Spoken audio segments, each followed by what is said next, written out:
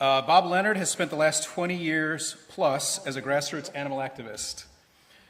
Convinced the lasting progress for animals in America is best achieved by creating and empowering community-based, multi-issue animal rights entities, his work involves organizing, facilitating, and leading groups, coalitions, and initiatives at a local level.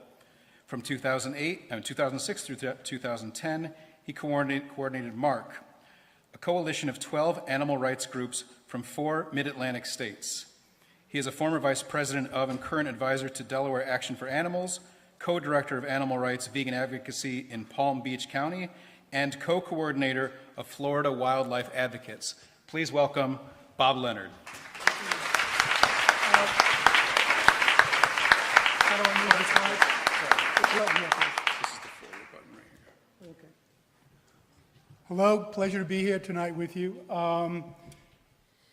As the introduction said, I'm a grassroots activist, which means I'm very similar to most of you sitting in the room tonight.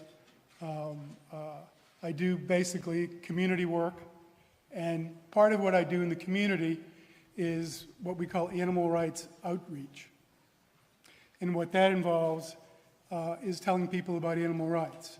And generally what that entails when we do that is talking about Tom Regan.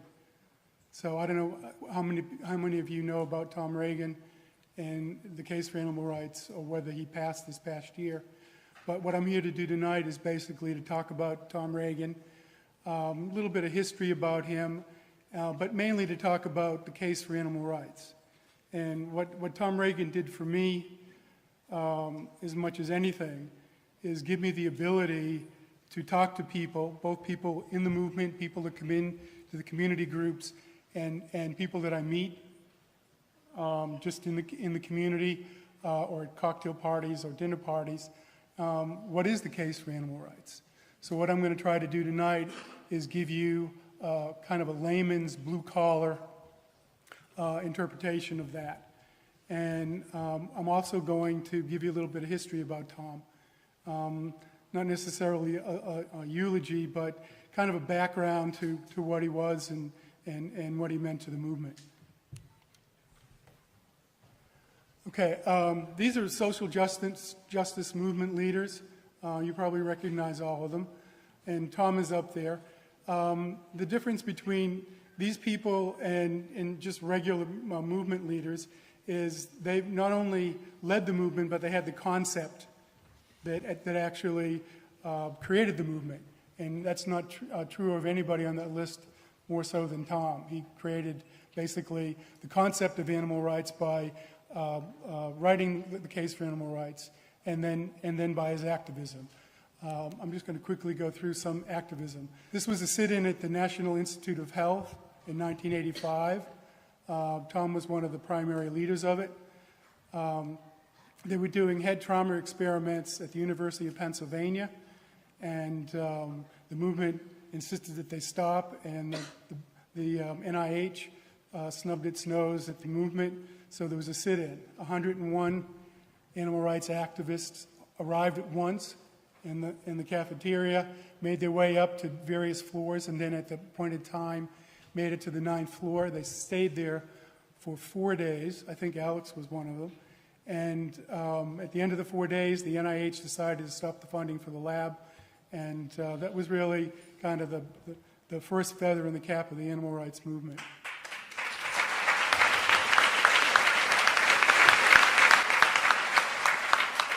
Five years later, that was followed by March for Animals. Hard to believe that this happened. If I didn't know better, I'd say it was a conspiracy theory.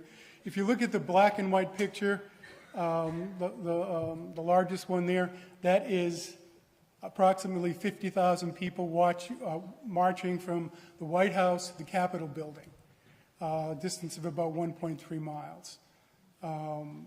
Again, that was probably the biggest day in movement history in terms of exposure. And Tom had one job at that march, and that was to get activist asses into D.C. and to march. So that was pretty fantastic. This was a march that happened in 1996. Unfortunately, it only drew about 3,000 people, something that happened in the movement. It basically just collapsed, and nobody really knows why. But the reason I put this up here is this was my first day in the movement. This was my very first exposure. And I actually sent away to Tom Regan Library, and I got his notes for what he said that day because they moved me so to come into the movement. But the thing about this is Tom went through all kinds of hell and high water leading up to the march. Almost didn't do it, but he still made it to the march, and he still had the leadership to bring new people like me into the movement. This is Tom's book, Empty Cages. I can see that my time is running shorter, and I'm probably not going to be able to make it through all of my overheads, so I'm going to move a little bit more quickly. But basically, this is Empty Cages, which is, many people say, equivalent to animal liberation in terms of importance to the movement. It's basically a reference manual. I would highly recommend it to anybody new in the movement coming into it. And it's not philosophically based. It's more, meant for the blue-collar activist. This is a continuum of animal consideration. Lisa went over much of this, but the main thing that I want to mention here is that on the left side, there's absolutely no consideration for 2,000 years, and then minimal consideration, and then growing consideration for 200 years, and then, as you see, in the last 50 years, significant consideration. And that's where you actually see Peter Singer and Tom Regan. So what I'm going to get to now is really the heart of the matter, and that is Regan's case for animal rights. What he says is we are categorically opposed to all practices and institutions that treat other animals in these ways, and we owe it to be honest about it. So before you begin to do that, these are some of the things that you probably should think about. Some people are not going to want to know about it. Some people will not want to hear you yell. We must love people into the movement. You must show a kind heart to bring people into the movement. Your personal stories about how you made it into the movement are important to kind of give people a personal aspect. And lastly, what you'll find in this argument is there'll be times when we actually sense that you actually are going to win the argument, and it'll be easy to kind of do an I gotcha thing, but avoid doing that. So Lisa went through some of this, but there's three basic pillars that Tom's case for animal rights stand on. The first is the social contract. Lisa mentioned Thomas Hobbes.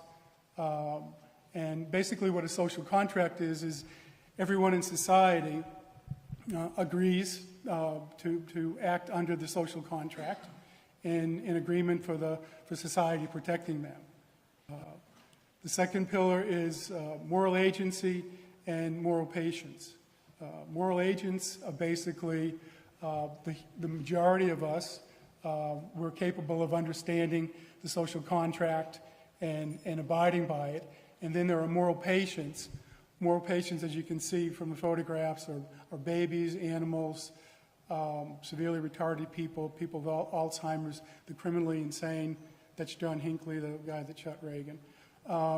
So this is significant when we get into talking about the case for animal rights, particularly moral patience. Lastly, again, Lisa mentioned this. Philosophy's invitation to us is to think. Okay, so if you're talking to someone and you're explaining to them why you're an animal rights activist or why you're a vegan, maybe the first thing you should explain to them is, I really thought about this. And reflective intuition, the second item down, is in the case for animal rights. And basically, it's a process for thinking, to fully understand, to gather information, to ensure that our beliefs are logical and match other beliefs, and that we've acted coolly and thought coolly without strong emotions.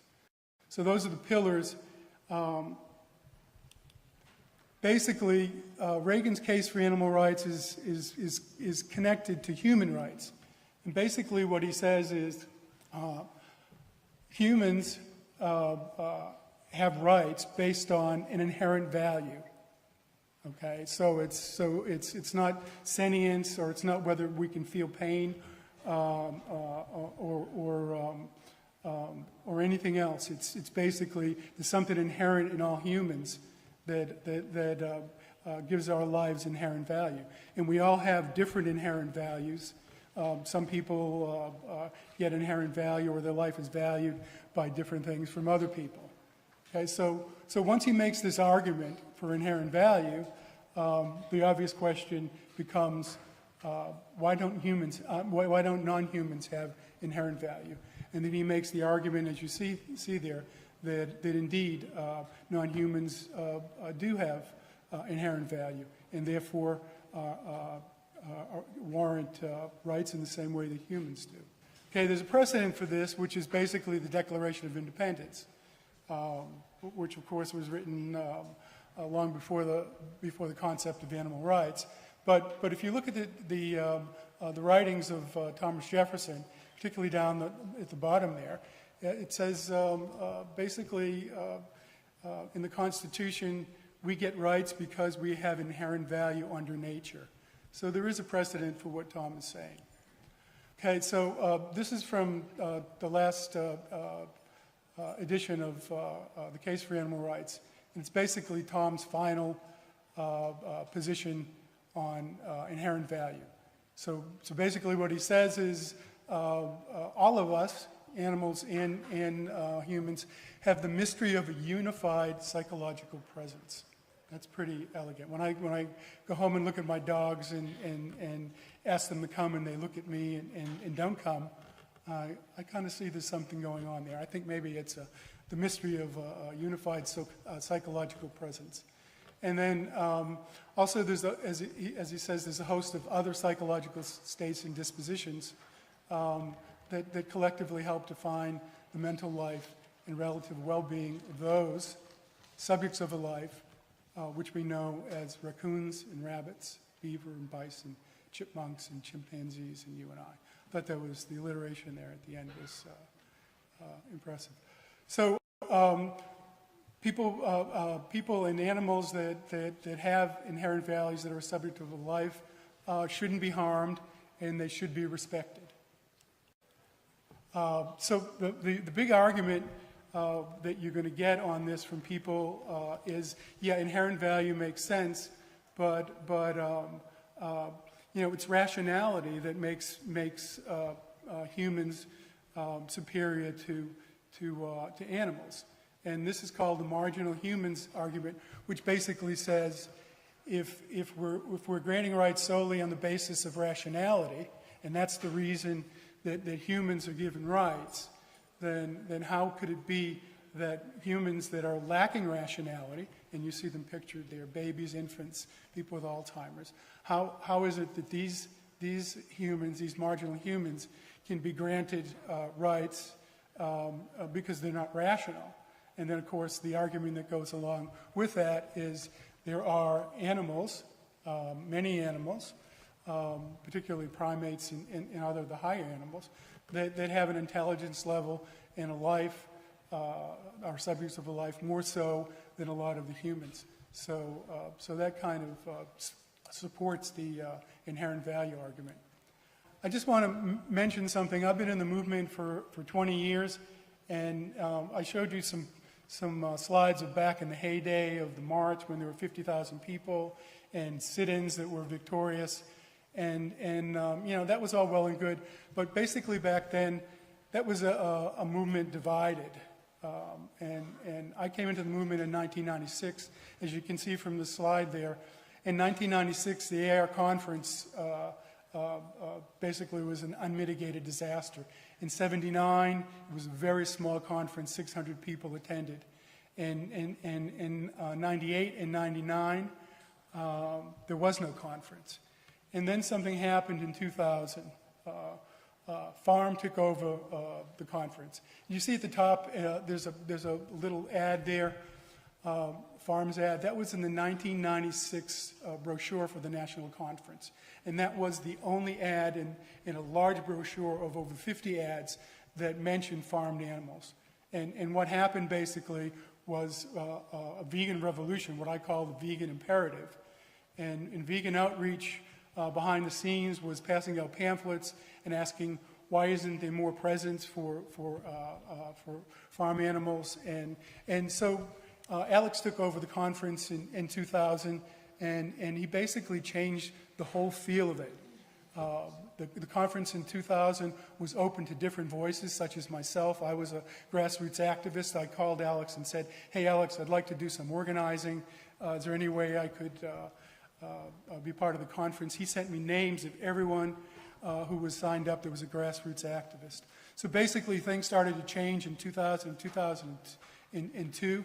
And what happened at that 2000 conference was basically a vegan imperative started, which basically says that if you're in this movement, it's no longer okay not to be vegan as it was in the mid-90s. You should be a vegan, and if you're not a vegan now, you should be working towards a vegan. And then gradually, what happened over the years was the vegan imperative grew, and now what we have is a movement of vegans. It's our veganism that unites us.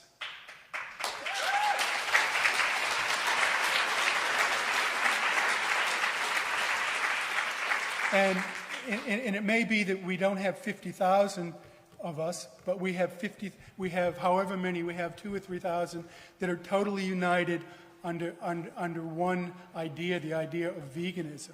And there are no non-vegan animal rights activists as they might have been at one time.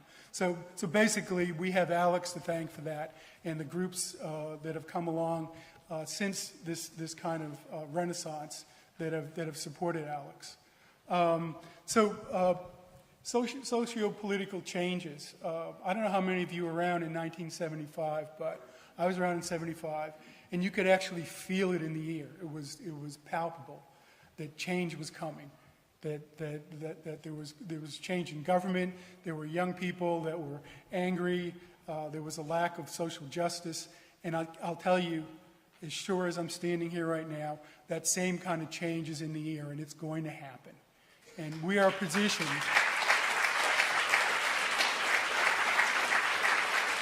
We are positioned to take advantage of that. We are a movement of vegans reaching critical mass, and I have no question that the opportunities that are becoming when the social-political change comes in the next few years will be taken advantage of by the people that are here tonight. I was thinking how I would end, and knowing that I could never come close to how Tom would end this, I kind of wrote down some notes of what I thought Tom would say if he were here tonight. So I'm going to read that. Recognize that we're all vegans and brothers. We are all vegan brothers and sisters in the struggle for animal rights. Love each other and love others into the movement.